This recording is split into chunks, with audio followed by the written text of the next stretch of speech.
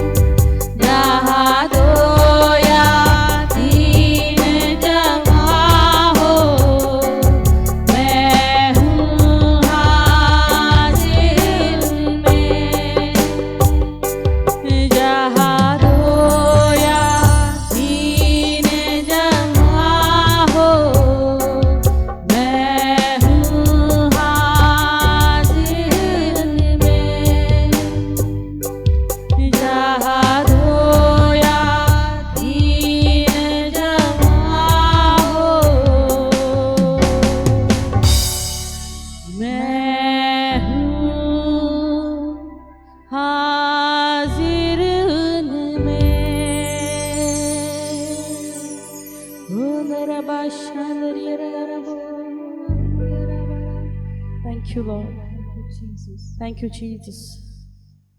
तुझ्या वचनानुसार तू आमच्यामध्ये उपस्थित आहे, त्या आराधनेमध्ये तू उपस्थित आहे, म्हणून आम्ही तुला धन्यवाद देतो. Hallelujah. Praise the Lord church. आमचा पूर्ण विश्वास आहे तो आमचा जिवंत परमेश्वर, जो कदापि न ढळणारा असा परमेश्वर, तो आज आमच्यामध्ये उपस्थित आहे. आणि आज या सर्व परिस्थितीमध्ये जरी जगाला कुठली आशा नसली तरी आम्हाला जे त्या जिवंत बापाचे लेकरं आहेत त्यांना आशा आहे की तो आमच्या सोबत आहे. Praise the Lord. म्हणून आपण गीत गाऊया, जय जय जगदीशा, जगाला केवळ तुझीच आशा आहे प्रभू. जय जय जगदीशा, जगाला तुझी मात्र आशा. जय जय जगदीशा, जगाला तुझी मात्र आशा. जय मंगलदामा, जगावर तुझा मात्र प्रेमा. जय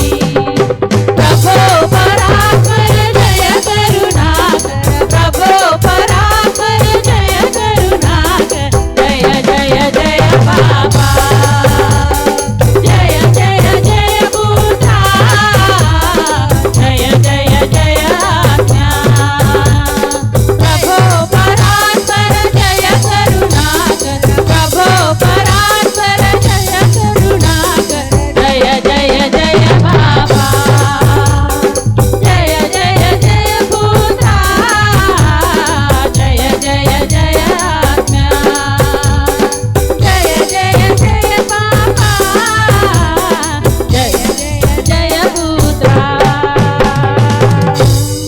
हालेलुया हालेलुया हालेलुया आमचा बाप आमचा परमेश्वर आम्हाला केवळ त्याचीच आशा आहे hallelujah hallelujah praise the Lord praise the Lord Praise the आणि Lord. आपण गीत गाऊया जर येशू आमच्या सोबत आहे तो जर आमचा बाप आहे तो आमचा जिवंत परमेश्वर आहे तर मग आम्हाला कुठल्याच परिस्थितीला कुठल्याही करोनाला कुठल्याही आजाराला घाबरायची काहीही गरज नाही कारण गीताचे बोल असं सांगतात की येशू आप रहेंगे साथ तो हम कभी ना होंगे निराश हालेलुया म्हणून आपण गीत गाऊया येशू आप रहेंगे साथ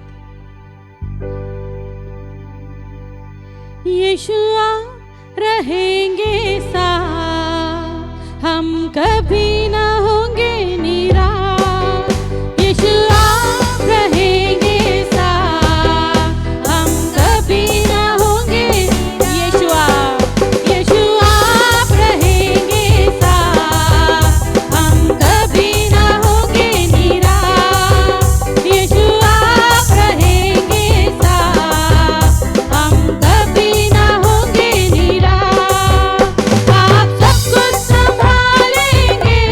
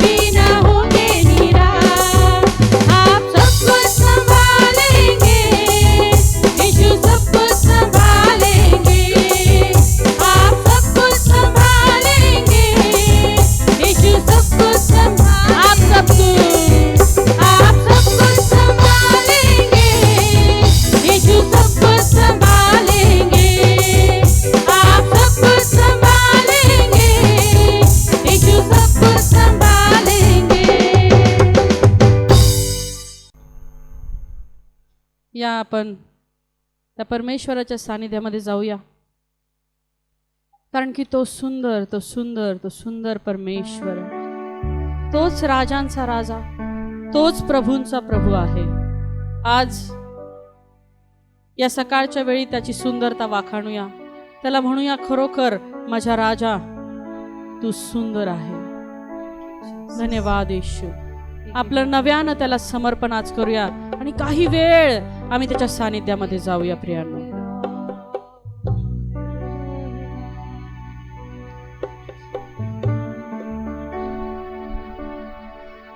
तेरे चेहरे से नजर हटा ना पाऊं, तू इतना सुंदर. तेरे चेहरे से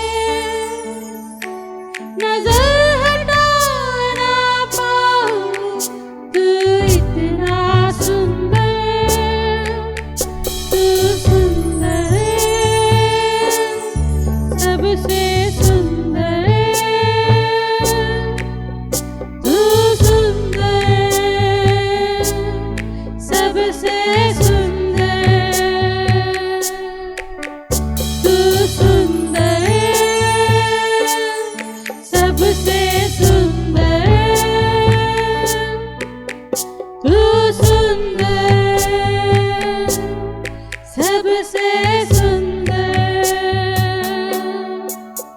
तेरी आँखें कबूतरों के समान, तू इतना सुंदर. तेरी आँखें कबूतरों के समान, तू इतना सुंदर. तू सुंदर, सबसे सुंदर. तू सुंदर, सबसे सुंदर. तू सुंदर, सबसे सुंदर.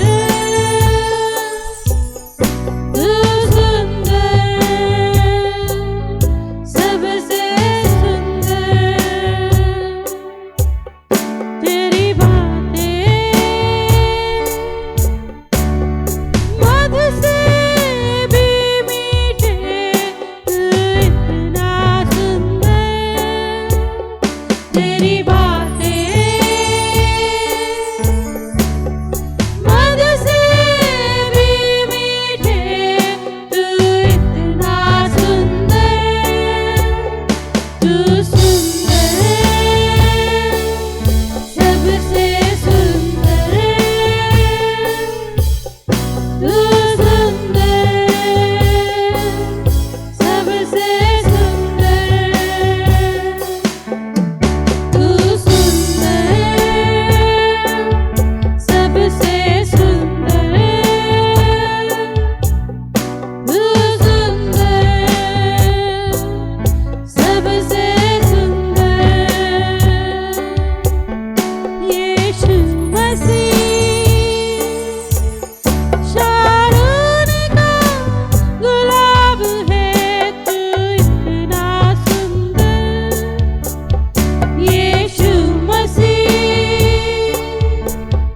शारून का गुलाब है, तू इतना सुंदर. तू सुंदर, सबसे सुंदर. तू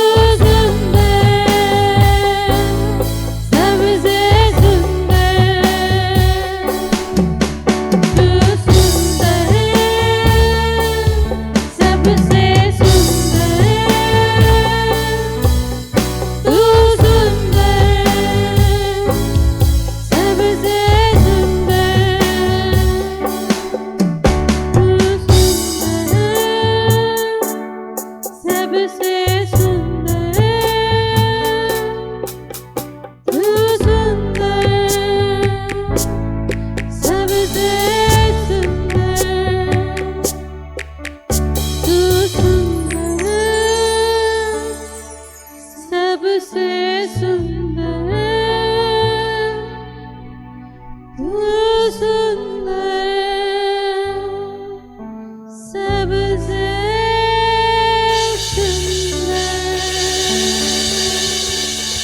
ओ जीसस, तू सबसे सुंदर है परमेश्वर। आइए हम प्रार्थना करें। Thank you Jesus. ओ प्रभु, हम आपको धन्यवाद देते परमेश्वर। इस आराधना प्रभु एक दुआ की तरह परमेश्वर तेरे सिंहासन तक प्रभु पहुंच पाए, सब होने दीजिए परमेश्वर। आज प्रभु हमारे स्तुति के ऊपर, हमारे आराधना के ऊपर प्रभु आप विराजमान हो जाइए परमेश्वर।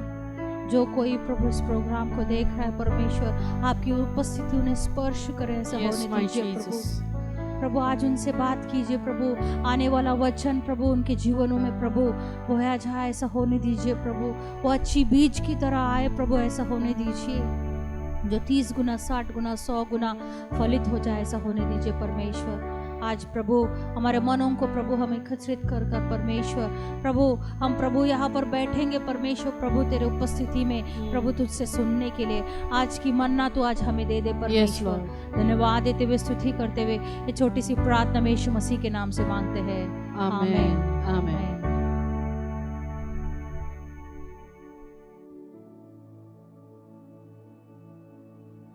Praise the Lord.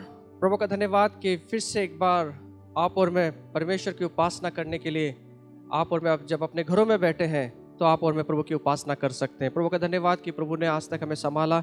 जब आज हम रविवार को हम बैठे हुए अपने घर में प्रभु की आराधना करने के लिए, तो हमारी यही प्रार्थना होना चाहिए कि परमेश्वर इन दिनों में आप हमसे बात कीजिए। आप हमारे जीवन से आप क्या कहना चाहते हैं, क्या करना चाहते हैं, तो आप हमें सिखाइए। जब हम परिवारों के साथ में बैठे हैं तो निश्चित अर्थ से परमेश्वर कुछ बातें हमारे जीवन से कर रहा है। और ये आज मौका दिया फिर से एक बार ये रविवार की सभा के लिए, हम प्रभु का धन्यवाद करते हैं। और हम देख रहे हैं कि हम प्रार्थनाएं कर रहे हैं घरों के अंदर, और निश्चित अर्थ से परमेश्वर जल्दी आपको और मुझे इस सब सिचुएशन से बाहर निकालेगा। हम प्रार्थना में लगे रहें और आने वाले दिनों में भी हम इन सब चीज़ों को ध्यान में रखते हुए हम आगे बढ़ें। और निश्चित अर्थ से परमेश्वर ने हमारी प्रार्थनाओं को सुना है, निश्चित अर्थ से परमेश्वर ने हमारी प्रार्थनाओं के ऊपर ध्यान लगाया है, और जल्दी ही आप और मैं सिचुएशन से बाहर निकलेंगे। आइए दोस्तों, आज हम वचनों में जाने से पहले हम प्रभु से प्रार्थना करें और परमेश्वर से आज का मानना आप और मैं मांगे, और प्रभु से बात करें कि परमेश्वर आज तो हमसे बात कर, हमारे जीवन में तो क्या कहना चाहता है, उसे सुनने के लिए हमारे कानों को और हमारे हृदय को खोल दे। आइए प्रार्थना करें। पिता, आज सुबह हम आपके हाथों में आते हैं प्रभु जी। जब हम अपने परिवारों के साथ में हम घर में बैठे हैं प्रभु जी आराधना के लिए, हम प्रार्थना करते हैं प्रभु जी हमारी आराधना को आज मान्य कर। इतना नहीं प्रभु जी, आपकी उपस्थिति हमारे घरों में बनी रहे, आपकी उपस्थिति हम महसूस करें जब हम प्रार्थना और आराधना कर रहे हैं प्रभु जी हमारे घरों में बैठकर। आपकी उपस्थिति महान रीति से हमारे परिवारों में उतर जाए। इतना ही नहीं, जब वचनों को देखते हैं पिता, वचनों की गहराई को समझने के लिए हमारे हृदय को खोल के रख दे, पवित्र आत्मा का प्रकाशन दे, और फिर नई रीति से एक बार हमें उत्तेजन देकर फिर से एक बार हमें आगे चला। प्रभु तुझसे प्रार्थना करते हैं, सब महिमा तुझे देते हुए यीशु के नाम से मांगते हैं, आमीन। जब हम देखते हैं दोस्तों, इस संसार के अंदर एक भयानक परिस्थिति आई हुई है, और पूरा दुनिया जो है वो डर सा और सहम चुका है, और आगे भी हम सोच रहे हैं कि आगे क्या होगा, कैसे होगा। ये सब परिस्थितियां जो है बढ़ती चली जा रही हैं। आगे कैसे होगा, हमारे जीवन में हम क्या करेंगे, हमारे परिवारों का कैसा होगा, आर्थिक परिस्थितियां किस प्रकार से हम उसका सामना करेंगे, ये सब बड़ी चिंता से आज मनुष्य ग्रस्त है, और हम भी उसमें शामिल हैं।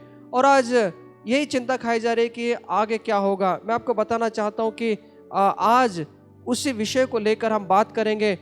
जो परमेश्वर है, जो यीशु मसीह है, वो बदला नहीं है, वो कभी बदलता नहीं है। यीशु मसीह ने कहा, मैं कभी ना बदलने वाला परमेश्वर हूँ, जो मैं कल था, जो आज हूँ, जो रहने वाला हूँ, वो कभी नहीं मैं बदलूंगा। मैं युगानुयुग एक जैसा परमेश्वर है।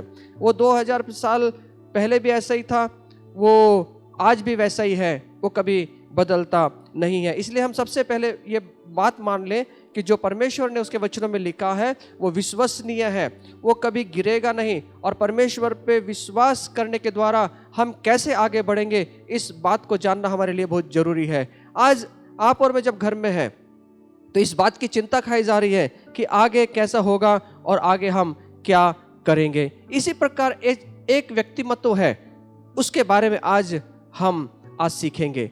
एलिया के विषय में हमें सब मालूम है कि एलिया के जीवन में किस प्रकार उसने अपने जीवनों के अंदर चमत्कार को होते देखा, किस प्रकार उसके जीवन के अंदर अकाल की परिस्थिति होते हुए भी वो कैसे अपने जीवन को वो जिया। आज उसके बारे में आज थोड़े से वचनों में आज हम मनन करेंगे। याकूब इसका 5 अध्याय और 17 वचन में लिखा है, एलिया भी तो हमारे समान सुख दुख भोगी मनुष्य था। जो एलिया था वो कोई देवदूत नहीं है, वो एक मनुष्य है, आपके और मेरे समान वो मनुष्य है। उसे भावनाएं हैं, वो मनुष्य स्वभाव जैसा दुर्बल है, उसका भी वैसा स्वभाव है।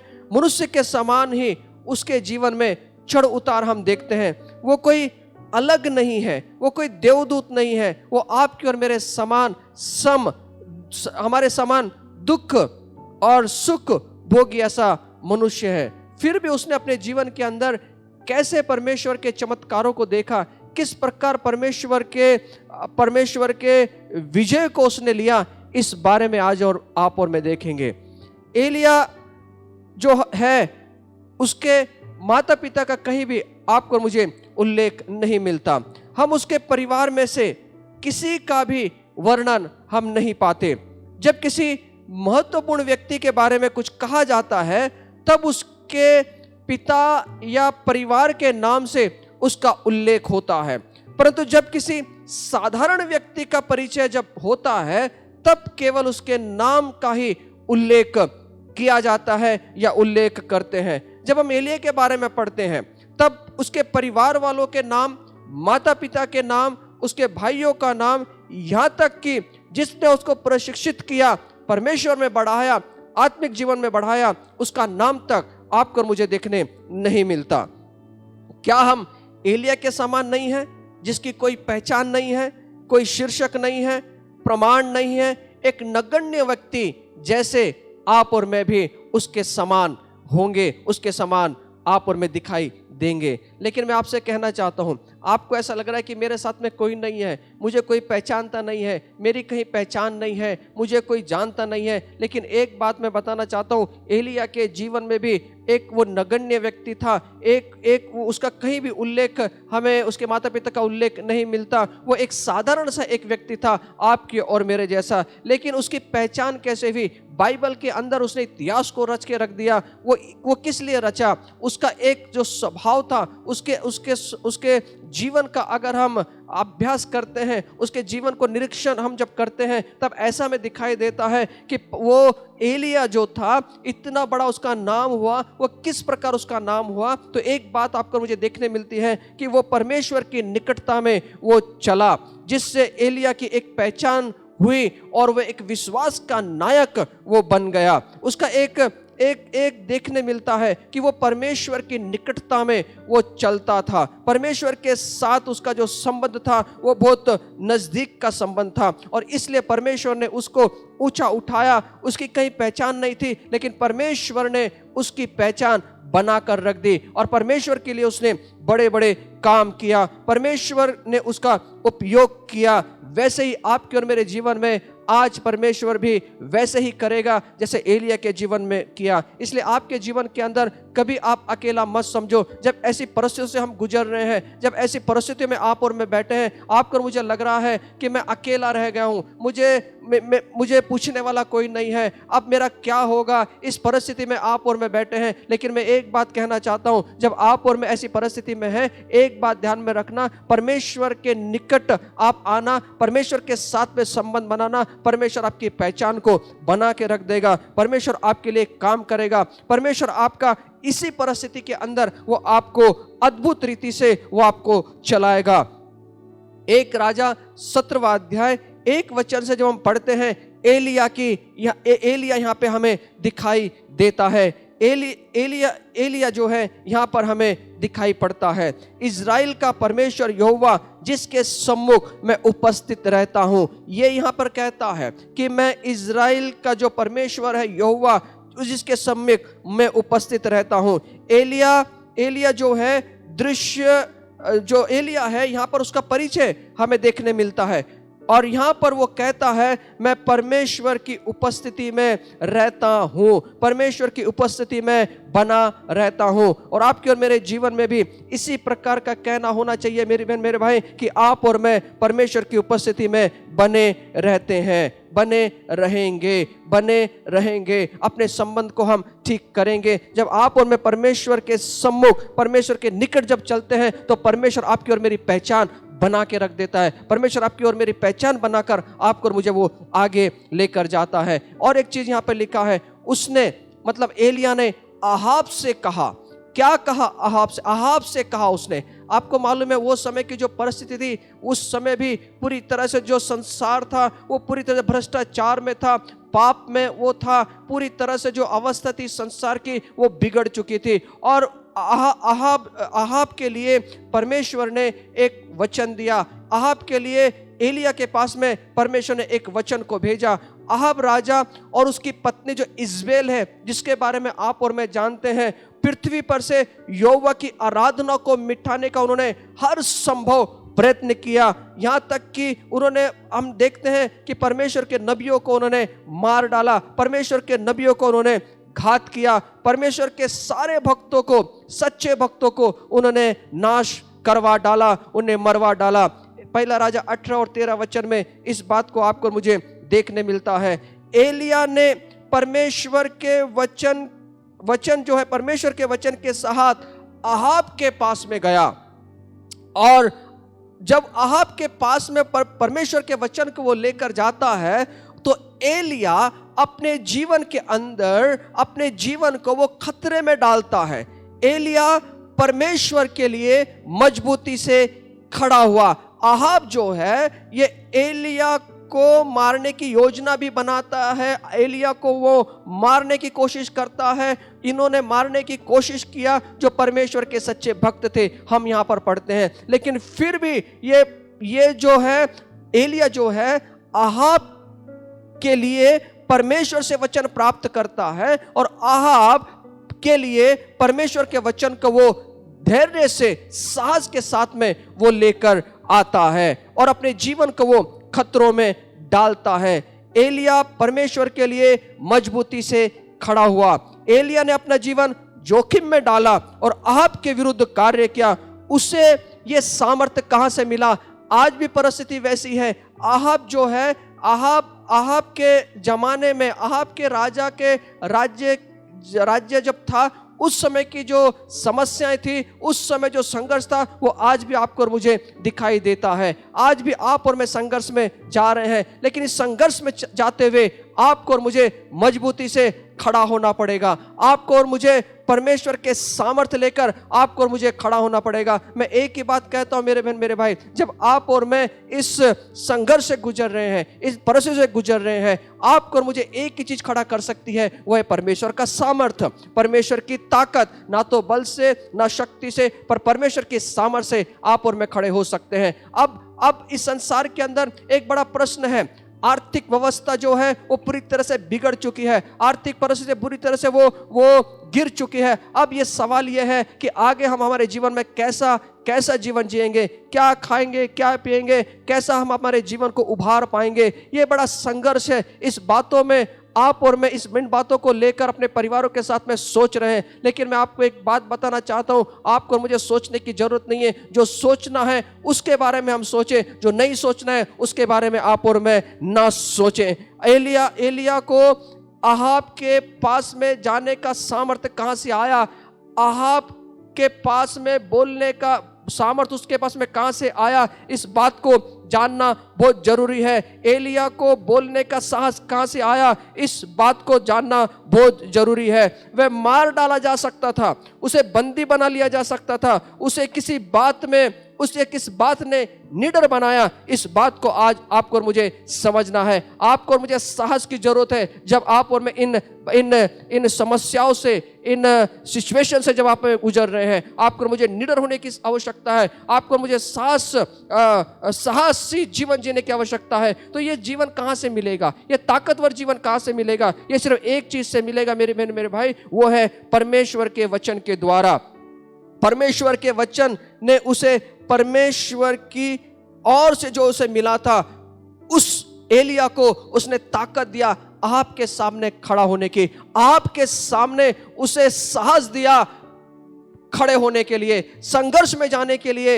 एलिया को एक साहस मिला सिर्फ परमेश्वर के वचन के द्वारा। आज आपको और मुझे साहस की जरूरत है, आपको और मुझे निडरता की जरूरत है। आज पूरा संसार डरा हुआ है, आज पूरी दुनिया डरी हुई है। क्या होगा, कल क्या होगा, आज क्या होगा, शाम को क्या होगा, हम इसके बाद में जब सब कुछ ठीक होगा तो उसके बाद में हम कैसे चल पाएंगे। इसमें हमें निडरता की जरूरत है, और ये निडरता जो है, ये साहस जो है, हमें परमेश्वर के वचन के द्वारा आएगा। इसलिए आप और मैं इन दिनों में जब घर में बैठे हैं, हम डरे नहीं। जब हमारे चारों ओर हम देखते हैं, न्यूज को देखते हैं, जो भी हम बातों को सुनते हैं, तो वो डर पैदा करती है हमारे जीवन के अंदर, हमारे विचारों में डर पैदा करती है, हमारे हृदय में डर पैदा करती है। मैं आपको एक ही बात कहना चाहूंगा मेरे बहन मेरे भाई, आपको और मुझे इस समय सामर्थ्य की जरूरत है, आपको और मुझे इस समय साहस की जरूरत है। और ये साहस, ये ताकत, ये सामर्थ्य आपको और मुझे कहां से मिलेगा? तो ये आपको और मुझे परमेश्वर के वचन से मिलेगा। इसलिए आपका और मेरा ध्यान पूरी तरह से परमेश्वर के वचनों की ओर लगाएं। आपके सामने जाने की ताकत उसे परमेश्वर के वचन के द्वारा मिले। एलिया को परमेश्वर के वचन प्राप्त हुए और वो आपके सामने खड़ा हो गया। इसलिए आप और मैं जब घरों में हैं तो हम परमेश्वर के वचन को बोले।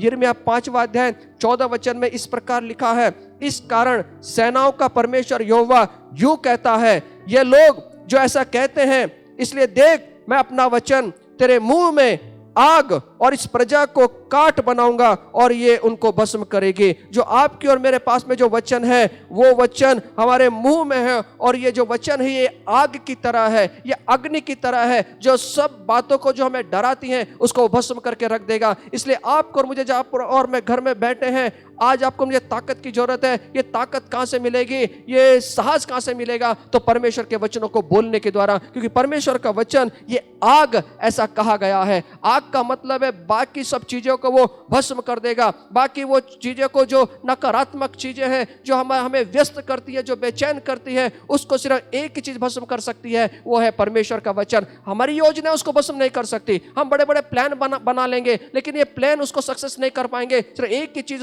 उसको सक्सेस कर पाएगी, सफल कर पाएगी, वो है मतलब परमेश्वर का वचन। इसलिए जब आप और मैं घर में बैठे हुए हैं, परमेश्वर का वचन को बोलें, जो अग्नि रूप में आपको और मुझे दिया गया है।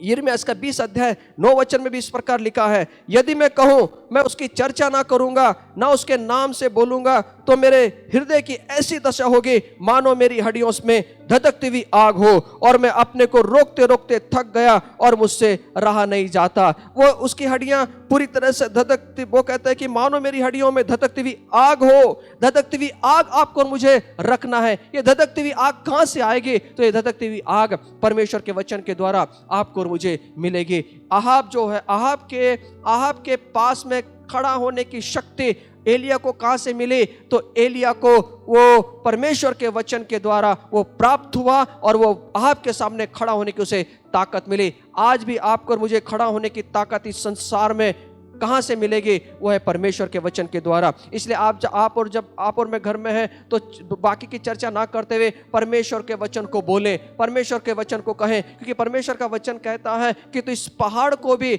उखड़कर समुद्र में जा गिर, ऐसा कहेगा, तेरे कहे अनुसार वो समुद्र में जा गिरेगा, वो पहाड़ उखड़ जाएगा। इसका मतलब हमारे बोलने में इतना सामर्थ्य है कि पहाड़ को उखाड़ने की वो ताकत रखते हैं, नकारात्मक चीजों की उखाड़ने की वो ताकत रखते हैं। इसलिए जब आप और मैं घर में हैं तो नकारात्मक विचारों के साथ में ना रहें, तो परमेश्वर के वचनों को जो होकारात्मक है उसको बोलते रहें, उसको कहते रहें, उसको अपने परिवारों के साथ में उसको ऊंचा उठाए वचनों को, और यही वचन जो है हमको ताकत देगा, हमको सामर्थ्य देगा आगे बढ़ने के लिए। इब्री 4:12 में लिखा है, क्योंकि परमेश्वर का वचन जीवित, प्रबल और हर एक दुधारी तलवार से भी बहुत चौका है, और प्राण और आत्मा को और गांठ और गुदे को अलग करके आर पार छेदता है, और मन की भावनाओं और विचारों को वो जांचता है। परमेश्वर का वचन जीवित है, प्रबल है, और दूधारी तलवार से भी बहुत चौका है। इसलिए मेरी दूधारी तलवार का उपयोग करने के ये सही समय है। इसलिए आप और मैं दूधारी तलवार का उपयोग करें। जो नकारात्मक बातें हैं उसको हम चीर दें, उसको हम फाड़ दें। ये कैसे करेंगे? परमेश्वर के वचनों को बोलने के द्वारा। परमेश्वर का वचन सामर्थ्य से भरा हुआ है, ये आग की तरह है जो उसकी राह में किसी भी चीज को नष्ट करती जाती है। जो भी रुकावटें हैं, ये परमेश्वर का वचन जो तलवार के रूप में आपको मुझे दिया गया है, उन सब बातों को नष्ट कर देगी जो हमारे जीवन में आगे बढ़ने से हमें रोकती हैं। ये हथौड़े की तरह है जो प्रत्येक विरोधी चीज को टुकड़े कर डालेगी।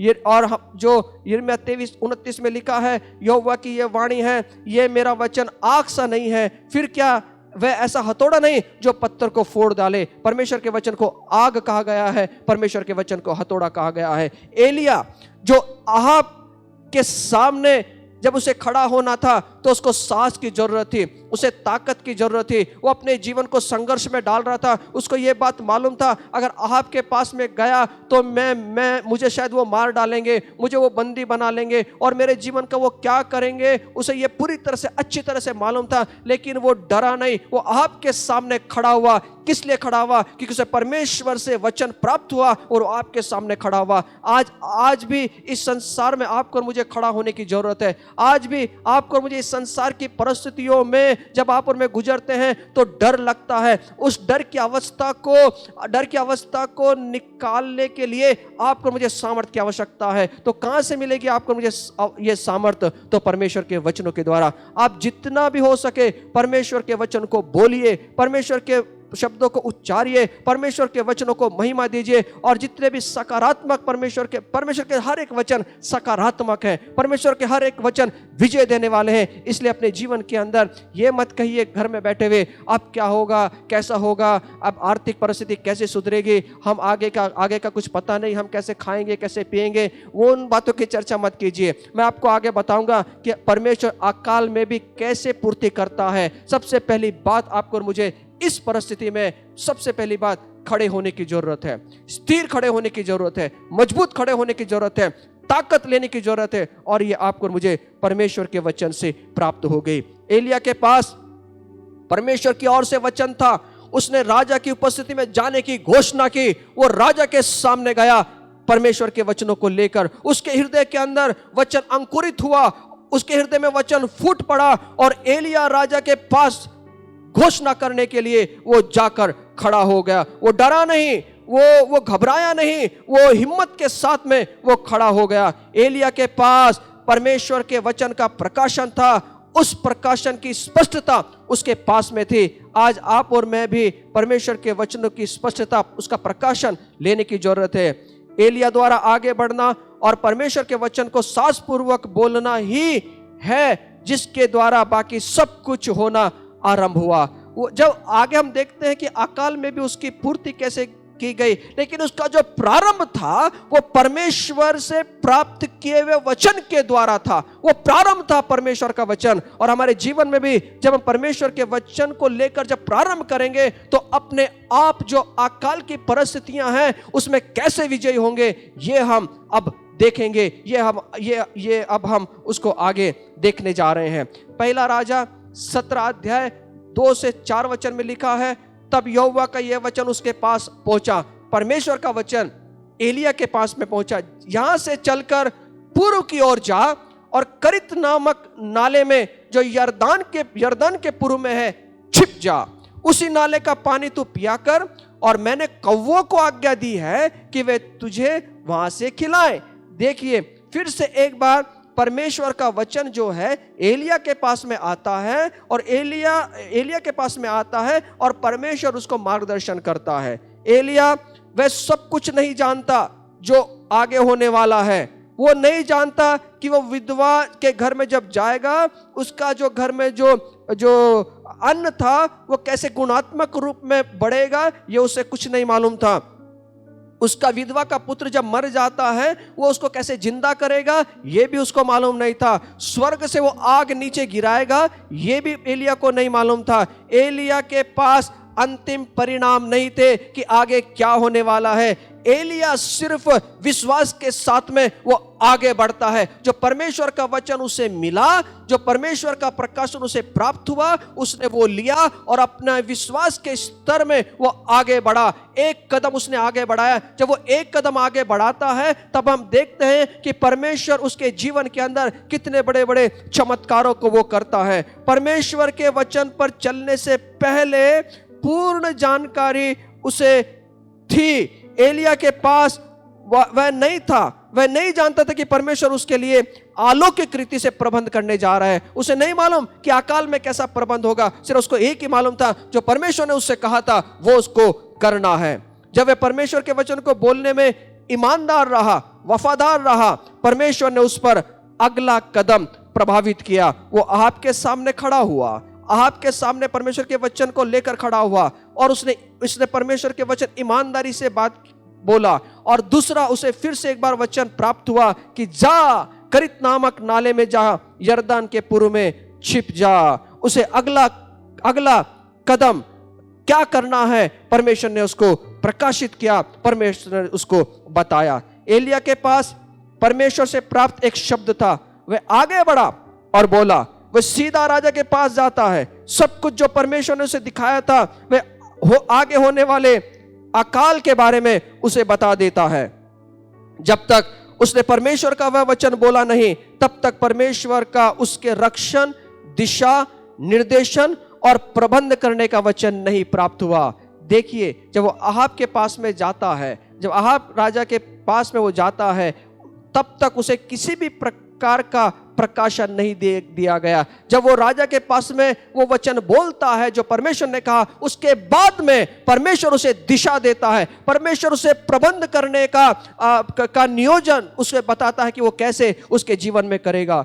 परमेश्वर द्वारा कहे हुए वचन को करना है जो परमेश्वर ने आपको और मुझे दिया गया है। इसलिए आप और मैं इन दिनों परमेश्वर के वचनों में बने रहें, परमेश्वर के वचनों का प्रकाशन ले और परमेश्वर जो हमसे कहता है उसको करना शुरू कर दें। एक एक कदम को आगे बढ़ाएं विश्वास का। इसने विश्वास के कदम को एक एक करके वो आगे बढ़ता गया और परमेश्वर ने उसके जीवन में किस प्रकार चमत्कार किया उस बात को हम देख रहे हैं। एलिया को परमेश्वर की ओर से एक वचन मिला, वो आगे बढ़ा और उसे बोला। उसके पास परमेश्वर की ओर से एक और वचन आया। अगर सोचिए, अगर वो परमेश्वर के वचन जो उसे प्राप्त थे अगर वो नहीं बोलता तो क्या होता। उसे आगे आने वाले जो चमत्कार हैं, अलौकिक सामर्थ्य है, वो उसको दिखाई नहीं पड़ते। उसने बोला और वो आगे गया। अब एलिया विश्वास के कदम में आगे बढ़ता है। जो उसे वचन दिया गया उसके ऊपर उसने कार्य किया और फिर उसके बाद में परमेश्वर उससे एक बात उसको बताना शुरू करता है। पहला राजे 17वां अध्याय 2 से 4 वचन में जब हम देखते हैं, परमेश्वर ने एलिया के लिए अलौकिक प्रबंध किया। 4वां वचन में लिखा है, मैंने कौवों को आज्ञा दी है कि वे तुझे वहां खिलाएं। देखिए परमेश्वर क्या कह रहा है। परमेश्वर ने किसे आज्ञा किया? कौवों को आज्ञा किया। परमेश्वर ने अपना प्रबंध वहां भेजा जहां उसने एलिया को जाने के लिए कहा, वहां नहीं भेजा जहां वो अभी था। वो कह सकता था, परमेश्वर मैं यहां पर हूं, तू मेरे प्रबंध को भेज, तू मेरे जीवन में काम कर। नहीं मेरे बहन मेरे भाई, जिस जो निर्देश परमेश्वर ने उसे दिया था वो निर्देश का उसका पालन करना था। और जब वो निर्देश का पालन वो करता था तो परमेश्वर ने उसे पहले ही कह दिया, मैंने कौवों को आज्ञा दे दी है। मतलब परमेश्वर ने कौवों को पहले ही बता दिया था, पहले ही अनुमति दे दी थी कि कौवों को क्या करना था। एलिया के लिए उन्होंने भोजन का प्रबंध करना था। यह पहले ही परमेश्वर की योजना का एक भाग था। लेकिन एलिया को वहां जाना बहुत जरूरी था, एलिया को वहां खड़ा होना बहुत जरूरी था। अगर वो नहीं जाता तो भी परमेश्वर उस प्रबंध को वहीं पे करता, लेकिन वो कौवे वहां पे लेके जाते खाना और वो खाना खराब हो जाता, खाना सड़ जाता। लेकिन एलिया को जाना बहुत जरूरी था। अगर एलिया नहीं जाता तो शायद उसके जीवन के अंदर वो भूखा मर जाता, क्योंकि अकाल के दिन शुरू होने वाले थे। और उसने अपना प्रबंध एलिया को सीधा नहीं भेजा, उसने करित नाले में प्रबंध किया। कहां पर प्रबंध किया? करित नाले में प्रबंध किया। प्रबंध को वहां भेजा गया जहां परमेश्वर ने एलिया को जाने के लिए कहा था। यदि वह वहीं रुका होता तो क्या होता? तो शायद उसको खाना नहीं मिलता, वो खाना नहीं खा पाता और वो भूखा ही शायद मर जाता। और परमेश्वर का प्रबंध एलिया की आज्ञाकारिता पर निर्भर नहीं था, वो आज्ञा पाल रहे इस पर निर्भर नहीं था, वो इस पर निर्भर था कि एलिया का परमेश्वर के प्रबंध को प्राप्त करना इस पर निर्भर था। उससे वहां जाना था, परमेश्वर ने उसके लिए प्रबंध किया था, खाने के लिए वहां पर उसको जाना जरूरी था। जो प्रभु ने उसको कहा था उसको वो करना बहुत जरूरी था। मेरी बहन मेरे भाई, परमेश्वर हमारा प्रबंध करना चाहता है। परमेश्वर ने पहले ही आज्ञा दे दी है हमारा प्रबंध करने के लिए। सिर्फ आपको और मुझे वहां होना है जहां परमेश्वर ने आपको और मुझे कहा है कि तू यहां पर रह, तू इस काम को कर, इस बात को कर। जब आप और मैं उसको करेंगे तो परमेश्वर का हर एक प्रबंध हमारे जीवन में अकाल में भी वो करेगा। इस पे आप और मैं विश्वास करें।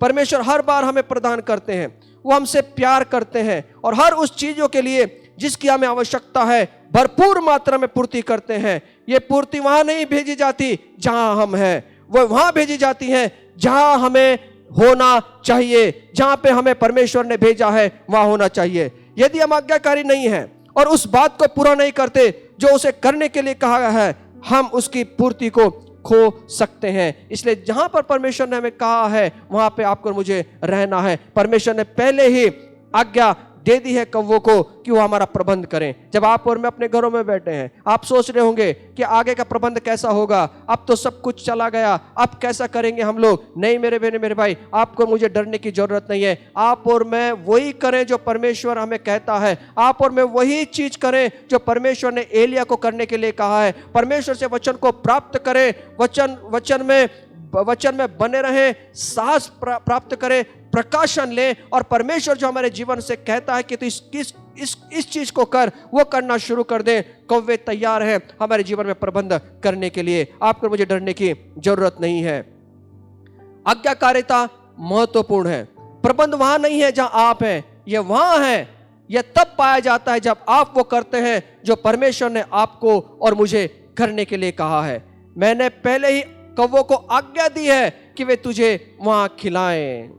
परमेश्वर ने पहले से प्रबंध कर दिया है। सब कुछ एलिया को करना था, वह आज्ञा का पालन था जो उसे करना था। अब सोचिए, यहोवा का यह वचन मानकर पहला राजा 17:5 में वह यरदन के पूर्व में करित नामक नाले में जाकर छिपा रहा। जो परमेश्वर ने उसे कहा करित नाले में जाकर छुप जा, और वो उसने आज्ञा का पालन किया और वो छुप गया। आज्ञाकारिता अपने जीवन में महत्वपूर्ण है। परमेश्वर ने एलिया को एक वचन दिया। वह जानता था कि एलिया के जीवन में संरक्षण और अलौकिक आपूर्ति की एक जरूरत आएगी, और परमेश्वर ने प्रबंध किया और कौवों को भेज दिया। यदि एलिया आज्ञा ना मानता तो क्या होता? वो भूखा मर जाता। अब सोचिए, वो अपने जीवन में खुद ही कठिनाइयों को लेकर आ जाता, खुद ही संघर्ष को लेकर आ जाता अगर वो परमेश्वर की आज्ञा को नहीं पालता। पहला राजा 17:3 में लिखा है, यहां से चलकर पूर्व की ओर मुख करके करित नामक नाले में जो यरदन के सामने छिप जा। अब मैं थोड़ा सा आपको बताना चाहता हूं, करित नाला जो है वो एफ्रीम के पथरीली पहाड़ों से शुरू होता है और यूरियो में लगभग 15 मील के आसपास यरदन नामक नदी में मिलता है। और एलिया जो है वहां पे परमेश्वर ने कहा कि वहां पे छुप जा। और करित इसका अर्थ है भेदा जाना, करित इसका अर्थ है प्रहार होना, करित इसका अर्थ है काट खाना, काटना। और ये करित वो स्थान है जहां पर एलिया को अनुभव आना था, और परमेश्वर उसको करित नाले में भेज रहा है। करित का स्थान जो है एक अनुभव है, कटने और भेदे जाने का अनुभव है। यदि परमेश्वर हमें आदेश देता है कि हम कुछ अनुभव प्राप्त करने के लिए ऐसे स्थानों में जाएं जहां वे जाने की इच्छा रखता है परमेश्वर आपको भेजेगा ही नहीं, परंतु आपका प्रबंध भी वो करेगा। अवश्य चीजों को पहले ही प्रबंध कर देगा, लेकिन आपको और मुझे करित नाले के पास में परमेश्वर आपको और मुझे भेजेगा एक अनुभव देने के लिए। आज भी हमारे चारों ओर एक करित जैसी अवस्था है, करित जैसा अवस्था में आप और मैं फंसे हुए हैं। वो एक ऐसा संघर्ष में जीवन है, अब जब हम जी रहे हैं ऐसा संघर्ष में जीवन है कि हमें पता नहीं कि हमारा प्रबंध कैसे हो पाएगा, हम कैसे आगे बढ़ पाएंगे। उसके बाद में हम देखते हैं कि एलिया जो है उसको परमेश्वर एक अनुभव लेने के लिए भेज रहा है। एलिया को कहा जाकर उजाड़ तंत्र घाटी में जाकर छुप जा, जो एकदम तंग घाटी है, जो एकदम छोटी घाटी है, उसमें जाकर छिप जा। और एलिया ने, हम देखते हैं, परमेश्वर के वचन से प्राप्त हुए और वो गया। आपका और मेरा जीवन भी ऐसी तंग घाटियों से गुजर रहा है। शायद ये आपके और मेरे जीवन में एक अनुभव है, शायद आपके और मेरे जीवन में ये अनुभव लेने का दिन है। और परमेश्वर इन्हीं दिनों में वो यहोवा यीरे परमेश्वर कैसा है वो आपको और मुझे दिखाएगा। सिर्फ शर्त यह है कि आप और मैं उसके वचनों का पालन करें, आप और मैं उसके आज्ञाओं में बने रहें। ये करिथ नामक नाले में जब उसको भेजा गया, ये एक अनुभव उसे लेना था, इसलिए शायद परमेश्वर ने उसको वहां पर भेजा होगा। लेकिन एलिया पीछे नहीं हटा। एलिया ने ये नहीं कहा कि मैं नहीं जाऊंगा। एलिया गया। एलिया ने परमेश्वर के वचन को प्राप्त किया और वो उस अनुभव को पाने के लिए वहां पर गया। शायद आपके और मेरे जीवन में जब आज आप और मैं ऐसी परिस्थितियों से, संघर्षों से गुजरे हैं, शायद आप और मैं, परमेश्वर ने ये अनुभव लेने के लिए आपको और मुझे यहाँ पे रखा है। तंग घाटी का जीवन, संघर्ष का जीवन में शायद आपको मुझे रखा है, इसलिए कि आप और मैं परमेश्वर कैसा प्रबंध करता है उसका अनुभव आप और मैं ले सके। परमेश्वर ने एलिया को छिपने का निर्देशन दिया। परमेश्वर की प्रतिज्ञा को पकड़े रहे, विश्वास के साथ आगे बढ़े, प्रार्थना के द्वारा उसे पूरा करें। एलिया ने उसकी परमेश्वर की प्रतिज्ञा को पकड़ा, विश्वास के साथ में उसने एक कदम बढ़ाया और प्रार्थना के द्वारा परमेश्वर ने उस चीज को पूरा किया। हमें यहाँ पे देखने मिलता है, यदि किसी को परमेश्वर के लिए कुछ कार्य पूर्ण करना है, उसे परमेश्वर की प्रतिज्ञा करनी चाहिए, उससे बात करना चाहिए, उसकी आवाज को सुनना चाहिए। प्रभु जब पृथ्वी पर थे, उन्होंने बहुत से चमत्कार किए, आंधियों को शांत किया, दुष्ट आत्माओं को उन्होंने भगाया, बीमारियों को दूर किया, उन्होंने जो मुर्दे थे उनको जीवित किया। ऐसा करने से पहले कई रातें परमेश्वर के साथ उन्होंने बिताई, परमेश्वर की आवाज को उन्होंने सुना, परमेश्वर की वाणी को उन्होंने सुना, उसके बाद में यह काम हुआ। और एलिया भी वही था, वो परमेश्वर की उपस्थिति में रहने वाला मनुष्य था, परमेश्वर की वाणी को वो सुनने वाला व्यक्ति था और परमेश्वर की वाणी को सुनकर विश्वास के साथ में आगे बढ़ने वाला व्यक्ति था। ऐसे ही आप और मैं बने, परमेश्वर की वाणी को सुनकर आज्ञाकारी बने। और मेरे बहन आपके और मेरे जीवन में एक बड़े काम को आप और मैं होता हुआ देखेंगे, चमत्कारों को होता हुआ देखेंगे। परमेश्वर कह रहे हैं एलिया को छुप जा। छुप जा का इसका मतलब है एलिया के जीवन के अंदर की बातें, वो अंदर जाना, अर्थात परमेश्वर के पास में, परमेश्वर की उपस्थिति में, प्रार्थना में, जीवन में, प्रार्थना की सेवा में परमेश्वर उसको लेके जा रहा है। वो अकेला ही वहां पर है, लेकिन वो अकेला नहीं है, परमेश्वर के साथ में वो बातचीत करने के लिए वहां पे वो दिखाई देता है। आप और मैं, मेरे जीवन में भी इसी प्रकार का व्यक्ति बने, आज्ञाकारिता का व्यक्ति आप और मैं बनना जरूरी है। जब आप और मैं आज्ञाकारिता रहेंगे तो परमेश्वर एक बड़े काम को, अलौकिक काम को आपके और मेरे जीवन में वो करेगा। और हम देखते हैं मेरे बहन मेरे भाई, जब परमेश्वर की आज्ञाओं को हम पालते हैं तो बड़े बड़े चीज़ों को होता हुआ देखते हैं। आपको वो कहानी मालूम होगी अब्राहम के जीवन में। अब्राहम को परमेश्वर ने बुलाया और 100 साल में उसे एक बच्चा हुआ इसहाक नाम का, और परमेश्वर ने कहा कि इसहाक को तो मुझ पे बलि चढ़ा दे, वेदी पर इसको चढ़ा दे, इसका बलिदान कर दे। और अब्राहम ने कुछ भी किसी प्रकार का कुड़कुड़ाते ना होते हुए वो वेदी पर उसको चढ़ाने के लिए गया और उसने परमेश्वर की आज्ञाओं को माना, परमेश्वर की आवाज को सुना, उसने आज्ञाकारी बना और वो चल दिया। और हम देखते हैं जब वो आज्ञाकारी बना तो परमेश्वर का जो वहाँ पे यहोवा यीरे, जो परमेश्वर का एक नाम है, उसका वहाँ पे प्रकाशन हुआ। आपके और मेरे जीवन में भी जब परमेश्वर के वचनों को सुनते हैं, जब परमेश्वर की वाणी को आप और मैं सुनते हैं, तो परमेश्वर वो यहोवा यीरे जो नाम है, उसका अलौकिक जो नाम है, जो उसका महान सामर्थ्यशाली नाम है, वो आपको और मुझे प्रकट करेगा। और कब प्रकट करेगा? जब आप और मैं आज्ञाकारिता में बनकर उसकी आवाज को सुनकर आप और मैं जब चलेंगे। और यहाँ पर एक चीज देखते हैं, कौन उसको खाना लेकर आया? तो कौवे उसको खाना लेकर आए। क्या खाना लेकर आए? तो रोटी और मांस उसको वो खिलाते थे। अब सवाल ये है कि पूरे संसार के अंदर, पूरी दुनिया में वो समय अकाल पड़ा हुआ था, और अकाल के समय में जब हम देखते हैं कि पूरी जो दुनिया थी वो रोटी पानी और इन चीज़ों से वो जूझ रही थी, वो बड़ा मुश्किल था उनको पाना। लेकिन एलिया जो है वो मांस और रोटी खाता है। ये मांस और रोटी कहाँ से उसे मिला होगा? मेरी बहन मेरे भाई, कहाँ से परमेश्वर ने उसे आज्ञा दी होगी कि वो रोटी और मांस को लेकर जा? एक ही स्थान था उस अकाल के अंदर, वो है राजा का महल। जो अहाब राजा था, राजशाही जो खाना खाता था, उस महल में वो पकता था। देखिए मेरे बहन मेरे भाई, जब पूरी दुनिया में खाने की जो है कमी थी, पानी का अभाव था, रोटी का अभाव था, उस समय एलिया राजशाही खाने को वो खाता है, क्योंकि परमेश्वर ने कव्वों को आज्ञा दिया था कि तू जा और एलिया को रोटी और मांस खिला, उसका प्रबंध कर। जब आप और मैं आज्ञा पालते हैं, परमेश्वर के वचन के अनुसार वही करते हैं जो परमेश्वर में कहने को कहता है, तो वही खाना खाएंगे, राजशाही खाना खाएंगे। अकाल की परिस्थिति में भी आपको और मुझे कुछ कमी ना होगी, अकाल की परिस्थिति में भी आपके और मेरे पास में भरपूरी के साथ में सब कुछ रहेगा। यही परमेश्वर आपको और मुझे दिखाना चाहता है। और सबसे पहली बात, ये कब करेगा परमेश्वर? जब आप और मैं परमेश्वर की उपस्थिति में रह के परमेश्वर के वचनों को सुनेंगे और जहां हमें होना चाहिए वहां पे हम रहेंगे परमेश्वर की वाणी को सुनकर, तब परमेश्वर उसके प्रबंध को आपके और मेरे लिए करेगा।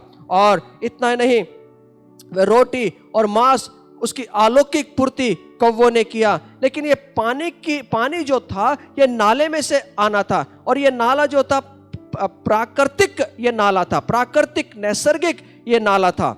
ये पहले से ही ये नाला वहां पर मौजूद था और हजारों वर्षों से ये नाला वहां पर रहा होगा। ये प्राकृतिक था। जब परमेश्वर ने कुछ करने के लिए बुलाता है, तब जो प्रबंध हैं वो पूरी तरह अलौकिक नहीं होते, वे प्राकृतिक चीजों से भी परमेश्वर हमारी आवश्यकताओं को वो पूरा करता है, आवश्यकताओं को पूरा करेगा। अब देखिए, जो नाला है वो धीरे धीरे सूखेगा, धीरे धीरे वो सूखने जा रहा है, धीरे धीरे वहां पानी की अभाव होगा, धीरे धीरे वो नाला सूखेगा। पहला राजा 17 अध्याय 7 वचन में ऐसा लिखा है, कुछ दिनों के बाद उस देश में वर्षा न होने के कारण नाला सूख गया। ये कोई स्थायी स्थान नहीं था कि हमेशा के लिए एलिया वहां पे रहे। थोड़े दिन के लिए एलिया वहां पर था। कई बार हमारे जीवन की अवस्थाएं भी इसी तरह बदलती हैं। उस देश में कोई वर्षा क्यों नहीं हुई? क्योंकि एलिया को परमेश्वर का वचन प्राप्त हुआ, उसने घोषणा की, पालन किया, और वहां पे अकाल आया और ऐसी परिस्थिति आई कि नाला सूख गया, क्योंकि उसने सही कार्यों को किया था। कभी कभी हमें लगता है जो हम परमेश्वर के लिए करते हैं तब कोई समस्याएं नहीं आएगी, ऐसा नहीं है। एलिया ने वही किया जो परमेश्वर ने उसे कहा था, लेकिन इस समय हम देखते हैं कि वो नाला सूख गया। और बहुत बार हमें लगता है कि मैं प्रार्थनाओं में था कि मेरे जीवन में ऐसा क्यों। अभी ऐसी अकाल की परिस्थिति है हमारे जीवन में, ये नाला सूखने की परिस्थिति के समान हम हैं। धीरे धीरे नाला सूख रहा है, हमारी पेमेंट जो है, वेतन है, उसमें से कपात हो रही है। किसका 30% काट दिया गया है, किसका 50% काट दिया गया है। अब ऐसा कुछ दिनों में होगा कि वो वेतन भी कुछ नहीं मिलेगा। फिर हमारी अवस्था जो है ये सूखने के जैसे हो जाएगी। जिस प्रकार नाला सूखता है वैसे हमारी परिस्थिति सूखना शुरू है। कई लोगों को हमने देखा है, वो कहते हैं कि भैया हमारे 30% काट लिए गए, हमारे 40% काट लिए गए, हमारे 50% काट लिए गए, अब आगे क्या होगा हमें मालूम नहीं। मुझे सिर्फ एक ही मालूम है, अगर नाला सूखता है, नाला सूखने दीजिए, परिस्थिति को रहने दीजिए, आप चिंता मत कीजिए, आप वही कीजिए जो परमेश्वर आपसे कहने के लिए कहता है। अगर नाला सूख भी जाए तो परमेश्वर एक विधवा को सारपत नगर में रखा है, जो परमेश्वर उसके लिए, जो पूर्ति के लिए परमेश्वर उसके लिए दरवाजा खोल दिया, दूसरा दरवाजा खोल दिया है। अगर नाला सूख गया कोई बात नहीं है, परमेश्वर ने दूसरी तरफ उसका प्रबंध कर दिया। हमारे जीवन में भी अगर नाला सूखता है, ऐसा लगता है कि सब कुछ खत्म होने जा रहा है, आर्थिक परिस्थिति में उभर नहीं पाऊंगा, कोई बात नहीं मेरे बहन मेरे भाई, आप चिंता मत कीजिए, परमेश्वर आपके लिए दूसरा दरवाजा खोलेगा। वो आपके लिए उसके पूर्ति को भेजेगा, आपको वो भूखा नहीं मरने देगा, क्योंकि परमेश्वर का वादा है आपके और मेरे लिए। उसका नाम एक यहोवा यीरे है। शायद इन अनुभव से आप और मैं गुजरेंगे, वो अनुभव जो है आपको और मैं लेना शुरू करेंगे, और जो उसका नाम है यहोवा यीरे, उस नाम का जो महत्व है आपको और मुझे अकाल के समय मालूम होगा वो कितना अच्छा परमेश्वर है। और यहाँ पे हम देखते हैं एलिया के जीवन में पूरी परिस्थिति जो है वो बदल रही है। वो समस्याएं वहां पर खड़ी हो रही हैं। नाला सूखने वाला है, अब उसको पानी नहीं मिलेगा। मनुष्य जो है वो पानी के बिना वो नहीं जी सकता, उसे खाने के बगैर वो रह सकता है, लेकिन पानी के बिना वो रह नहीं सकता। पानी ये जीवन है, और उसका जीवन अभी सूखना शुरू हो गया है। ये उसकी आंखों से दिख रहा है, ये आंखों के सामने दिख रहा है। नाला एकदम पूरी तरह से सूखा नहीं है, वो धीरे धीरे सूखना शुरू हुआ है, और वो कुछ भी वहां पे कुड़ नहीं कर रहा है। वो अगर वो परमेश्वर को बोल सकता था, प्रभु अब मैं पानी कहां से पीऊंगा, मेरे आंखों के सामने दिख रहा है, नाला धीरे धीरे सूख रहा है। उसने किसी भी प्रकार का कुड़ नहीं किया, उसने किसी भी प्रकार की परमेश्वर को शिकायत नहीं की, जब तक वो परमेश्वर के वचनों को दूसरी उसकी उस आवाज नहीं आती। वो चुपचाप रहा, चुपचाप बैठा रहा। जब परमेश्वर ने उसे कहा कि सारपत नगर में जा, मैंने तेरे लिए वहां पे एक विधवा को आज्ञा दी है, वो तेरी पूर्ति करेगी, तब तक वो करित नाले में ही वो छिपा रहा। उसने कोई भी शिकायत नहीं की। आप और मैं भी ऐसे समय में हमें परमेश्वर से शिकायत नहीं करनी है। आप चुपचाप बैठिए, मैं चुपचाप बैठूंगा, क्योंकि परमेश्वर वो नियोजन करने वाला है, आगे वो पूर्ति करने वाला है। सिर्फ परमेश्वर की वाणी को सुनते रहें, परमेश्वर हमें उठाकर खड़ा करेगा, हमारी वो पूर्ति करेगा। और यहाँ पे हम देख रहे हैं एलिया के जीवन में कि पूरी तरह से समस्याएं बिगड़ती चली जा रही है। उसने तो अच्छा किया, जो परमेश्वर ने बोला था वो उसने किया। उसने कोई भी बात को छिपा के नहीं रखा, वो भागा नहीं योना की तरह, वो करता रहा। लेकिन हम देखते हैं अब समस्या गंभीर होती चली जा रही है। हमारे जीवन में भी शायद कितनी बार ऐसा होता होगा, मैं अच्छा जीवन जी रहा हूं, प्रार्थना में जीवन जी रहा हूं, मैं सेवा भी कर रहा हूं, लेकिन मेरे जीवन में ऐसा क्यों घटित हो रहा है, मेरे जीवन में संघर्ष पे संघर्ष क्यों चल रहे हैं। मेरे बहन मेरे भाई, आपके और मेरे जीवन में परमेश्वर एक अनुभव दे रहा है, एक अनुभव से वो आपको मुझे गुजार रहा है। ये मत सोचिए कि परमेश्वर ने छोड़ दिया, परमेश्वर हमारे साथ में ही है। परमेश्वर हमारा प्रबंध करने के लिए वो हमारे साथ में ही है, वो हमारे साथ में बना रहता है। जब पौलुस ने एक दर्शन को देखा, प्रेरित इसका 16 अध्याय 9 से 10 वचन में, उसे मकुदुनिया प्रांत के शहर में उसे जाना था। एक दूत ने उसको एक दर्शन दिया और पौलुस को लगा कि अब मुझे परमेश्वर वहां बुला रहा है, सब कुछ अच्छा होगा। पौलुस जल्दी उठा सुबह और मकुदुनिया के लिए वो रवाना हुआ। पौलुस ने अनुमान लगाया शायद कि परमेश्वर निश्चित ही उसे फिलिप्पी में, जो मकुदुनिया प्रांत का एक शहर है, सुसमाचार सुनाने के लिए भेज रहा है। वहां उसे 48 घंटे भी नहीं हुए, उसे बंदी बना लिया गया, उसे बंदी गृह में डाल दिया गया। प्रेरित का 16 अध्याय 22 से 24 वचन में इस घटनाओं को हम देखते हैं। परमेश्वर ने उसे वहां जाने के लिए कहा, उसने आज्ञा मानी, वह गया, उसके लिए समस्या वहां पर खड़ी हो गई। ऐसा सोचना गलत है। यदि आप वो कर रहे हैं जो परमेश्वर आपसे करवाना चाहता है, आपको किसी विरोध समस्याओं का सामना नहीं करना पड़ेगा। आपको और मुझे उसमें से गुजरना पड़ेगा, आपको और मुझे उसमें से जाना पड़ेगा। इसलिए जाना पड़ेगा मेरी बहन मेरे भाई कि जो परमेश्वर का एक नाम है वो आपको और मुझे प्राप्त हो, जो परमेश्वर का जो प्रकाशन है वो आपको और मुझे उस समय प्राप्त हो, जो परमेश्वर की योजना हमारे जीवन के लिए है वो योजनाओं को परमेश्वर हमारे जीवन में प्रकट कर सके। जो हमारे लिए जो परमेश्वर के पास में योजना है वो हमारी हानि के लिए नहीं है, वो हमारे अच्छाई के लिए है। हमारे लिए सब कुछ अच्छा होने वाला है। परमेश्वर के पास में योजना वो हानि की नहीं है, हमारी सफलता के लिए, हमारे अच्छाई के लिए है। इसलिए जो भी आपके और मेरे जीवन में हो रहा है, हम शिकायत ना करें, हम कुड़कुड़ाए नहीं, हम परमेश्वर के साथ में बने रहें, परमेश्वर की महिमा करें, परमेश्वर की आराधना करें, और परमेश्वर आपके जीवन में एक बड़े कार्य को करने जा रहा है। आप डरिए मत, आप चलते रहिए और देखिए परमेश्वर आपके जीवन में कितना बड़ा काम करेगा। यूसुफ ने भी परमेश्वर द्वारा वचन को प्राप्त किया, उसको स्वप्न आया और वो सपने के अनुसार अब उस सपने को देखता था जो परमेश्वर ने उसे दिखाया। लेकिन हम देखते हैं कि जो परमेश्वर ने उसे कहा था उससे भी बदतर अवस्था उसके जीवन में हुई। उसको मारा गया, खड्डे में फेंक दिया गया, उसको गुलामगिरी में गुलाम बनाकर उसको बेच दिया गया, और गुलाम के रूप में भी वो वफादार रहा, परमेश्वर के साथ में आज्ञाकारी बना रहा, और जो चीज़ सुधरनी चाहिए थी वो चीज़ उसके जीवन में बिगड़ती चली गई। हमें मालूम है कि वो पोतीफर के नाम के जो व्यक्ति उसके घर में वो गया, उसे एक अच्छा पद वहां पर मिला, और हम देखते हैं इसके जीवन में उल्टा ही हुआ, सब कुछ उल्टा ही हुआ। जो चीजें अच्छी होनी थी उसके विरुद्ध में हुई, लेकिन वो परमेश्वर की आज्ञा में बना रहा, परमेश्वर के वचनों में बना रहा, परमेश्वर के राहों पे वो चलता रहा उस समय भी। और जब हमारे जीवन में कुछ बातें ऐसी होती है जो हमें विरुद्ध दिखाई देती है, ये मत सोचना कभी कि परमेश्वर ने आपको और मुझे छोड़ दिया है। परमेश्वर हमारे साथ में है, लेकिन वो एक अनुभव देना चाहता है, एक अनुभव से आपको और मुझे लेकर जाना चाहता है। परमेश्वर कितना भला है उसका अनुभव आपको और मुझे वो देना चाहता है। आप डरिए मत। नाला सूख रहा है, नाला सूख रहा है, जीवन सूख रहा है। अभी ऐसा लग रहा है आगे वेतन मिलेगा कि नहीं मुझे नहीं मालूम, आगे मेरी बढ़ोतरी होगी कि नहीं मुझे नहीं मालूम, लेकिन उसको सूखने दीजिए। एक वचन आपके पास में आएगा परमेश्वर का, जैसे एलिया के जीवन में आया कि मैं सारफत की विधवा को मैंने बोल दिया है, आज्ञा दे दी है कि वो तेरी पूर्ति करेगी, और आज वैसा ही होने वाला है। आप और मैं डरने की जरूरत नहीं है। मैं आपसे ये कहना चाहता हूँ, आपको और मुझे परमेश्वर सुरक्षित रखेगा। आप सिर्फ बने रहिए परमेश्वर में, आप परमेश्वर की आज्ञाओं में चलते रहिए। जो परमेश्वर ने आपको कहा है और मुझे कहा है, उन बातों को हम लेकर चलें अपने जीवन के अंदर। परमेश्वर जल्दी ही हमारे जीवन में एक बड़ा काम को करेगा और उसकी योजनाओं को हम होते हुए अपने जीवन में देखेंगे, अपनी आंखों के सामने देखेंगे। ये परमेश्वर का वादा है हमारे साथ में। वो कहता है, मैं तुझे कभी छोड़ूंगा नहीं, मैं तुझे कभी त्यागूंगा नहीं। और वो परमेश्वर उसे अलौकिक रीति से उसको कुछ बातें आगे दिखाना चाहता है। नाला एक ही बार में पूरा नहीं सूख गया, उसमें पानी कम और कम होना प्रारंभ हो गया, और वह पूरी तरह से एक दिन ऐसा आया कि बंद हो गया। और एलिया अपनी आंखों से ये होता देख रहा है। वो डरा नहीं उस समय।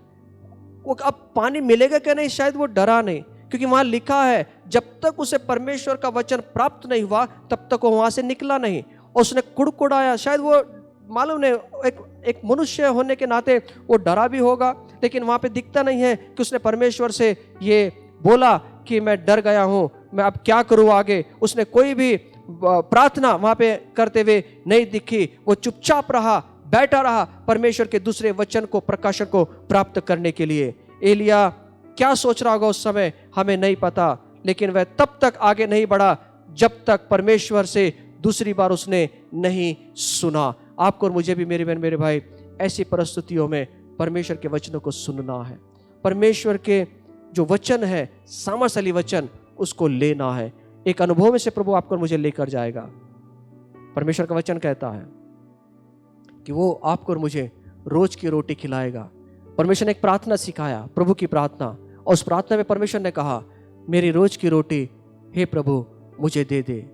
हम आगे की चिंता करते हैं, हम उसको 1 महीने के लिए इंतजाम करके रखते हैं, 2 महीने के लिए इंतजाम करके रखेंगे, 6 महीने के लिए इंतजाम करके उसको रखते हैं। लेकिन मेरे बहन मेरे भाई, आपको मुझे, ये ठीक है, इंतजाम करना कोई बुरी बात नहीं है, इंतजाम करना चाहिए, लेकिन जो परमेश्वर ने कहा है उस बात को हम कहें, मेरे रोज की रोटी परमेश्वर तू मुझे दे दे। और परमेश्वर रोज की रोटी खिलाने वाला परमेश्वर है, रोज की रोटी वो देने वाला परमेश्वर है। इसलिए आप डरिए मत, आपके जीवन का क्या होगा, मेरा क्या होगा, मेरी नौकरी का क्या होगा, क्योंकि ऐसा संघर्ष चल रहा है इस दुनिया में कि लोग घबरा चुके हैं।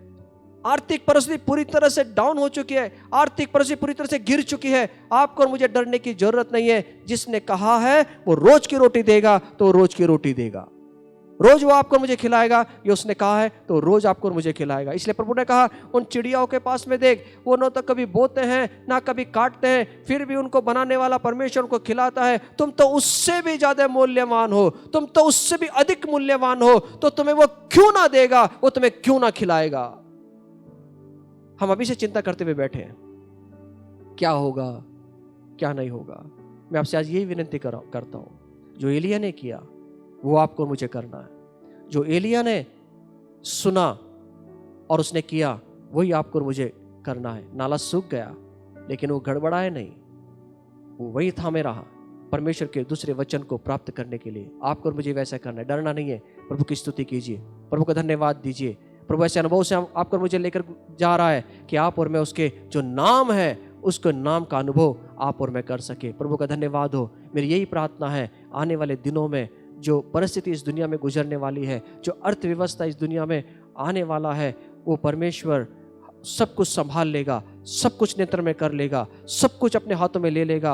आपको मुझे डरने की जरूरत नहीं है। हम परमेश्वर के पुत्र और कन्या हैं, हम परमेश्वर के लोग हैं, जो परमेश्वर हर एक सिचुएशन को संभाल कर वो ठीक कर देगा। आपका और मेरा एक ही काम है, परमेश्वर के साथ में बने रहना, परमेश्वर की वाणी को सुनना और वहाँ पे होना जहाँ परमेश्वर हमें रखना चाहता है। जैसे एलिया को रखा, उसने वही किया जो परमेश्वर ने उसे करने के लिए कहा, और वो आगे बढ़ता चला गया। विश्वास का कदम रखिए, विश्वास के कदम को बढ़ाइए। कोई बात नहीं, डरिए मत, प्रभु हमारे साथ में है। उसने इजराइल को मन्ना खिलाया स्वर्ग से, वो आपको मुझे भी खिलाएगा। वो कहता है हम यही करें, प्रभु मेरी रोज की रोटी तू मुझे दे। उस बात को हम ध्यान में रखें। तो आइए मेरे भाई, हम प्रार्थना करें। अगले रविवार को मैं और इसी भाग को मैं आगे आपको बताऊंगा कि परमेश्वर कैसे अकाल में वो देता है, अकाल में कैसे पूर्ति करता है। अगले रविवार को मैं आपको बताऊंगा। मैं आज यही बताना चाहता हूँ कि आपके आर्थिक परिस्थिति के लिए आप डरिए मत। आपके शायद वेतन में से आपके 50% कट चुके होंगे। आपको लगा भी कैसा होगा, कैसे चलेगा घर, क्या होगा। कोई बात नहीं, नाला सूख रहा है, धीरे धीरे नाला सूख रहा है, कोई बात नहीं, सूखने दीजिए। प्रभु अलग जगह पे आपका प्रबंध करेगा, अलग जगह पे वो आपको पूरी भरपाई करके देगा। सिर्फ हमको वही करना है जो परमेश्वर ने हमें करने के लिए कहा। मेरी यही प्रार्थना है कि ये दिनों में आप और मैं डरे ना, आप और मैं सिचुएशन से ना डरें, आप और मैं आगे बढ़ते चले जाएं। सर्व मंडळीला प्रभू येशूच्या नावामध्ये आम्ही धन्यवाद देतो आणि खरोखर परमेश्वरचे आभार मानूया की या शब्दातवारी या रविवारच्या दिवशी देखील आपण सर्व मिळून मंडळी म्हणून देवाच्या वचनाचा आणि विशेष करून त्याच्या स्तुतिस्तवनाचा आपण सहभागितेचा आनंद घेत आहोत। म्हणून सर्व गौरव आपण परमेश्वराला देऊया। खरोखर सुंदरशा त्या सहभागितेबद्दल स्तुतिस्तवनाबद्दल देखील परमेश्वराचे धन्यवाद देऊया। सुंदरसं वचन आज देवबापाच्या दासाच्या करवी प्रत्येकाच्या जीवनामध्ये आज कार्य करत आहे, त्या वचनासाठी देखील आपण धन्यवाद देऊया। आणि खरोखर यावेळेला विनंती करतो, ज्याप्रमाणे आपण स्तुती आराधनेची सहभागिता केली, वचनाची सहभागिता केलेली आहे, त्याचप्रमाणे मी सर्व मंडळीला, प्रत्येक परिवाराला विनंती करत आहे की आपण परमेश्वराच्या राज्यामध्ये त्याच्या पवित्र भांडारामध्ये पेरण्याची देखील सहभागिता करूया प्रियांनो। कारण मलाकियाचा 3रा अध्याय आणि 10वं वचनामध्ये असं सांगतं, सेनाधीश परमेश्वर म्हणतो, माझ्या मंदिरात अन्न असावे म्हणून सगळा दशमांश तुम्ही भांडारात आणा, म्हणजे मी आकाश कपाटे उघडून जागा पुरणार नाही, एवढा आशीर्वाद तुम्हाकरता वर्षावतो की नाही याविषयी माझी प्रतिती पहा। हे वेळेला मी सर्व मंडळीला, सर्व परिवाराला विनंती करत आहोत प्रियांनो, ज्याप्रमाणे आपला सहभागिता ही जी स्तुतिस्तवनामध्ये होती, वचनामध्ये होती, त्याचप्रमाणे आपला मिळकतीचा 10वा भाग, आपला टाईज हा देखील नियमित परमेश्वराच्या भांडारामध्ये जाणं गरजेचं आहे प्रियांनो। कारण हीच वेळ आहे परमेश्वराचा अनुभव घेण्याची, हीच वेळ आहे परमेश्वराचा अनुग्रह आणि त्याची प्रचिती पाहण्याची प्रियांनो। म्हणून सर्वांना विनंती करतो, आपण आपली सुंदरशी भेट, आपला सुंदरसा परमेश्वराकडे असणारं अर्पण सखुशीनं आणि संतोषाने परमेश्वरच्या भंडारात द्यावं प्रियांनो। त्यासाठी मी खाली आपला चर्च अकाउंट नंबर देत आहे। ॲक्सिस बँक वाघोली ब्रँचचे जे आपलं चर्च ट्रस्टचं जे अकाउंट आहे त्या अकाउंटवरती तुम्ही रोख रकमेमध्ये, चेकच्याद्वारे किंवा ऑनलाईन ट्रान्झॅक्शनच्याद्वारे परमेश्वरच्या भांडारामध्ये टाकू शकता प्रियांनो आणि आशीर्वादित होऊ शकता प्रियांनो। कारण का या 3 सहभागिता या शेवटच्या भयंकर दिवसामध्ये खूप महत्त्वाचे आहे। ज्याप्रमाणे तुम्ही आणि मी स्तुतिस्तवनाच्याद्वारे सहभागी होऊन आशीर्वादित होत आहोत, त्याचप्रमाणे वचन ऐकण्याच्याद्वारे वचनाच्या सहभागितेने आशीर्वादित होत आहोत, त्याचप्रमाणे आपल्या देण्याच्याद्वारे देखील आपण आज आशीर्वादित होऊया। आणि ज्यावेळेला आपण देऊया, ज्यावेळेला आपल्याकडे नाही आहे, ज्यावेळेला आपल्याला पुढं अंधकार दिसत आहे किंवा पुढच्या वेळेला असं वाटतं कसं काय होणार आहे, त्यावेळेला ज्यावेळेला पिरू देवाच्या राज्यामध्ये, त्यावेळेला आपल्याला मोठा अनुभव परमेश्वरचा पाहायला मिळणार आहे। म्हणून मी विनंती करत आहे, सर्वांनी आपली सुंदरशी भेट, आपलं अर्पण आणि आपला दशमांश योग्य रीतीनं आपल्या चर्च अकाउंटमध्ये आपण टाकूया। जर तुमच्याकडे चेकबुक असेल तर चेक तुम्ही तयार करा, चर्चला कॉन्टॅक्ट करा, आम्ही तो कलेक्ट करू शकतो। किंवा तुम्ही ऑनलाईन ट्रान्झॅक्शन करणार असाल तर बँकचे डिटेल्स दिलेलं आहे, त्यावरती तुम्ही त्या बँक डिटेल्समध्ये आपलं अर्पण किंवा आपली भेट टाकू शकता। धन्यवाद। या आपण सर्वजण दानार्पण घेऊया, परमेश्वराला आपली उत्तम भेट देऊया आणि ती भेट आपण आपल्या हातामध्ये, उजव्या हातामध्ये घेऊया, आपण प्रार्थना करूया आणि आज देवाच्या राज्यामध्ये आम्ही पेरूयात प्रियानो। कारण तो आमचा रखवाला आहे, आमचा रक्षण करता केवळ तोच आहे। Praise the Lord. Thank you Jesus. हर मुसीबत में हमको संभाला, हर मुसीबत में सबको संभाला, रखवाला यीशु है, रखवाला, ओ रखवाला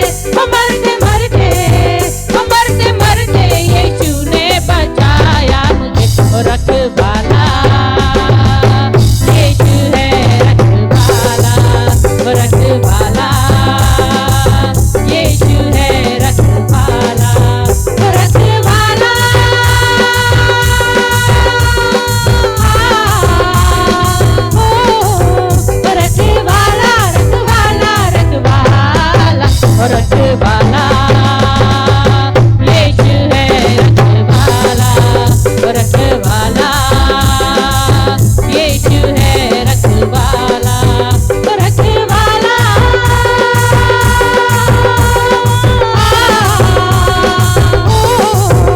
रखवाला रखवाला रखवाला रखवाला यीशु है रखवाला रखवाला यीशु है रखवाला रखवाला यीशु है रखवाला रखवाला यीशु है रखवाला रखवाला यीशु है रखवाला रखवाला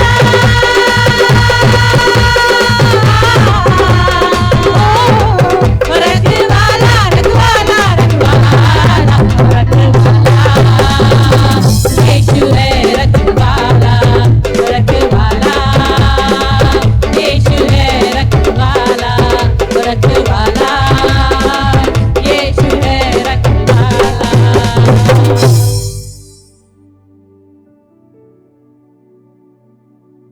फिर से एक बार प्रभु का धन्यवाद।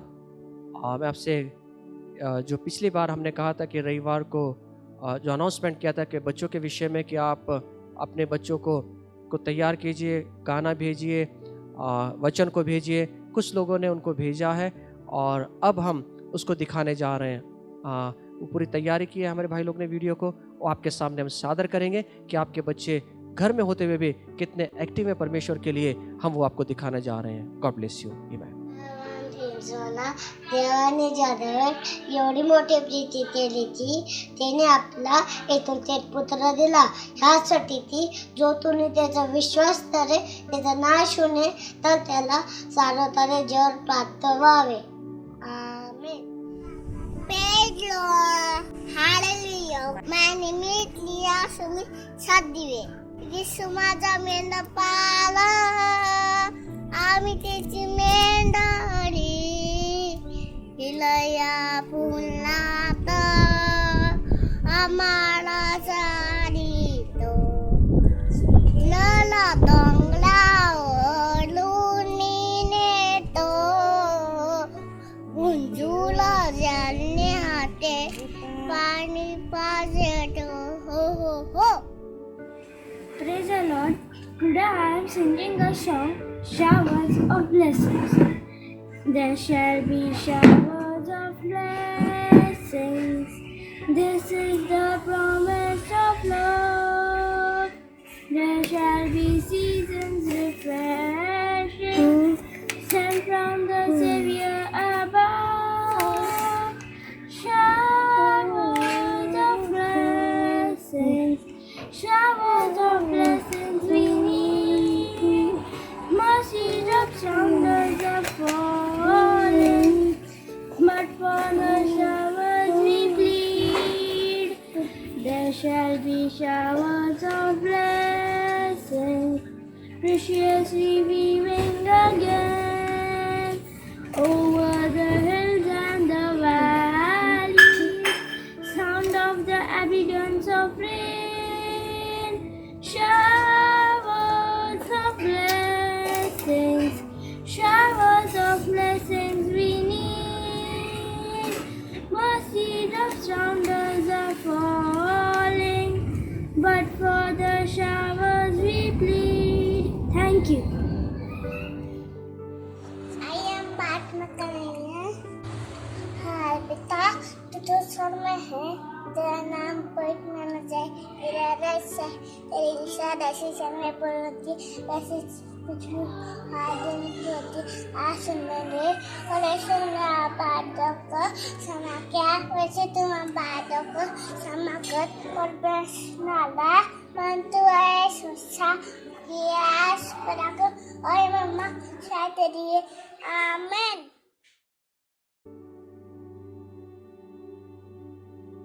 एक सूचना है, हम पहले और तीसरे रविवार को प्रभु भोजन रहता है। हम जब घर में बैठे हैं, हम चाहते हैं कि आप अपने घर के अंदर पहला और तीसरा रविवार को आप प्रभु भोजन तैयार करके अपने घरों में अपने परिवारों के साथ में ले लीजिए।